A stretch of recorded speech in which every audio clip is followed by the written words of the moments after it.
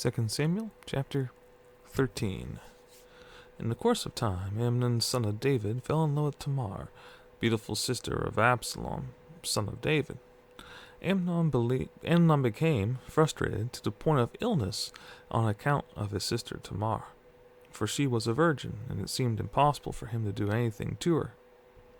Now Amnon had a friend named Jonadab, son of Shimeah, David's brother. Jonadab was a very shrewd man. He asked Amnon, "Why do you, the king's son, look so haggard morning after morning? Won't you tell me?" Amnon said to him, "I'm in love with Tamar, my brother Absalom's sister." "Go to bed and pretend to be ill." Jonadab said, "When your father comes to see you, say to him, 'I would like my sister Tamar to come and give me something to eat. Let her prepare the food in my sight, so I may watch her and then eat it from her hand.'" So Amnon lay down and pretended to be ill.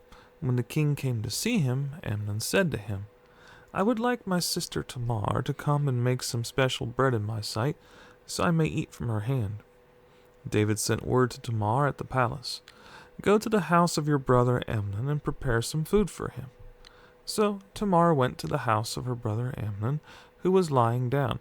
She took some dough, kneaded it, made the bread in his sight, and baked it.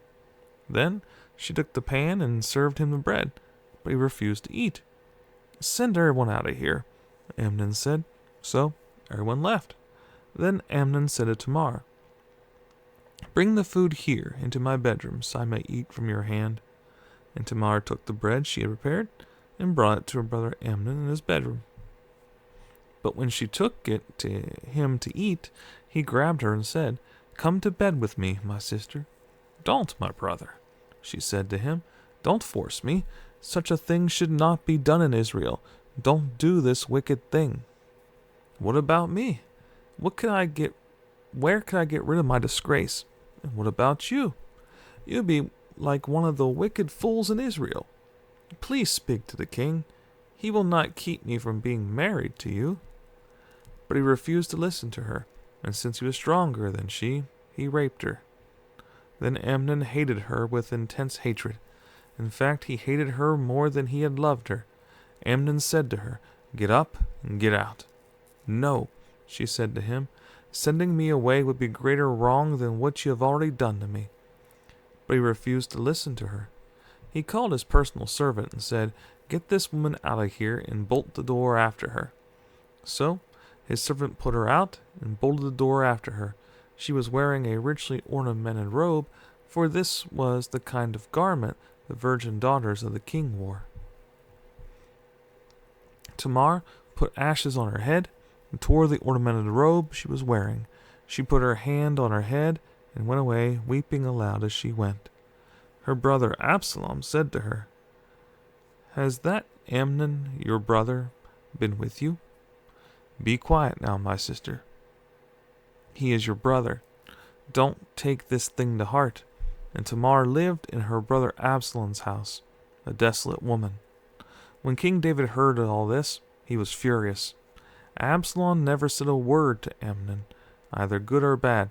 He hated Amnon because he had disgraced his sister Tamar. 2 years later, when Absalom's sheep shearers were at Baal-hazor, near the border of Ephraim, he invited all the king's sons to come there. Absalom went to the king and said, "Your servant has had shearers come. Will the king and his officials please join me?" "No, my son," the king replied. "All of us should not go. It would only be a burden to you." Although Absalom urged him, he still refused to go, but gave him his blessing. Then Absalom said, "If not, please let my brother Amnon come with us." The king asked him, "Why should he go with you?" But Absalom urged him, so he sent with him Amnon and the rest of the king's sons. Absalom ordered his men, "Listen, when Amnon is in high spirits from drinking wine, and I say to you, 'Strike Amnon down,' then kill him. Don't be afraid. Have not I given you this order? Be strong and brave." So Absalom's men did to Amnon what Absalom had ordered. Then all the king's sons got up, mounted their mules, and fled. They were on their way. The report came to David, Absalom has struck down all the king's sons. Not one of them is left. The king stood up, tore his clothes, and lay down on the ground, and all his servants stood by with their clothes torn. But Jonadab, son of Shimeah, David's brother, said, My lord should not think that they killed all the princes. Only Amnon is dead. This has been Absalom's expressed intention ever since the day Amnon raped his sister Tamar. The Lord, the king, should not be concerned about the report that all the king's sons are dead. Only Amnon is dead. Meanwhile, Absalom had fled. Now the man standing watch looked up and saw many people on the road west of him coming down the side of the hill. The watchman went and told the king, I see men in the direction of Horonaim on the side of the hill. Jonadab said to the king, See, the king's sons are here. It has happened just as your servant said. As he finished speaking, the king's sons came in, wailing loudly. The king, too, and all his servants wept very bitterly. Absalom fled and went to Talmi, son of Ammihud, the king of Geshur. But King David mourned for his son every day. After Absalom fled and went to Geshur, he stayed there 3 years. And the spirit of the king longed to go to Absalom, for he was consoled concerning Amnon's death. Joab, son of Zeruiah, knew that the king's heart longed for Absalom. So Joab sent someone to Tekoa and had a wise woman brought from there. He said to her, Pretend you are in mourning, dress in mourning clothes, and don't use any cosmetic lotions. Act like a woman who has spent many days grieving for the dead. Then go to the king and speak these words to him. And Joab put the words in her mouth. When the woman from Tekoa went to the king, she fell with her face to the ground to pay him honor. And she said, Help me, O king. The king asked her, What is troubling you? She said, I am indeed a widow. My husband is dead. I, your servant, had 2 sons. They got into a fight with each other in the field, and no one was there to separate them. One struck the other and killed him. Now the whole clan has risen up against your servant. They say, Hand over the one who struck his brother down, so that we may put him to death for the life of his brother whom he killed. Then we will get rid of the heir as well. They would put out the only burning coal I have left, leaving my husband neither name nor descendant on the face of the earth. The king said to the woman, Go home, and I will issue an order in your behalf. But the woman from Tekoa said to him, My lord the king, let the blame rest on me and my father's family. Let the king and his throne be without guilt. The king replied, If anyone says anything to you, bring him to me, and he will not bother you again. She said, Let the king invoke the Lord his God to prevent the avenger of blood from adding to the destruction, so that my son will not be destroyed. As surely as the Lord lives, he said, not one hair of your son's head will fall to the ground.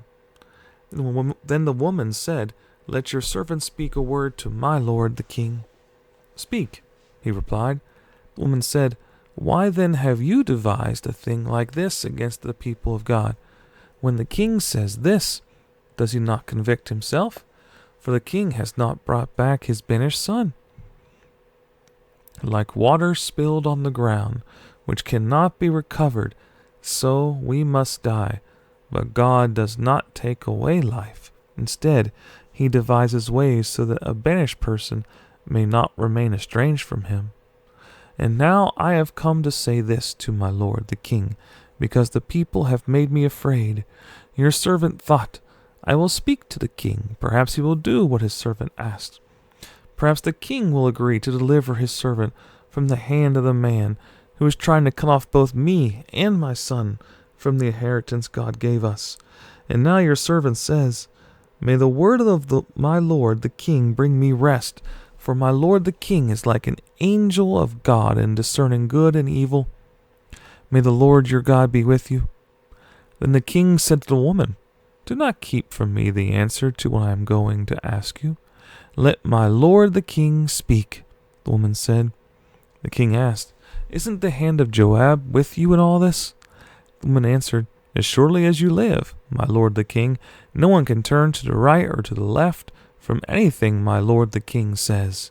Yes, it was your servant Joab who instructed me to do this, and who put all these words into the mouth of your servant. Your servant Joab did this to change the present situation. My lord has wisdom like that of an angel of God. He knows everything that happens in the land." The king said to Joab, "Very well, I will do it. Go, bring back the young man Absalom." Joab fell with his face to the ground to pay him honor, and he blessed the king.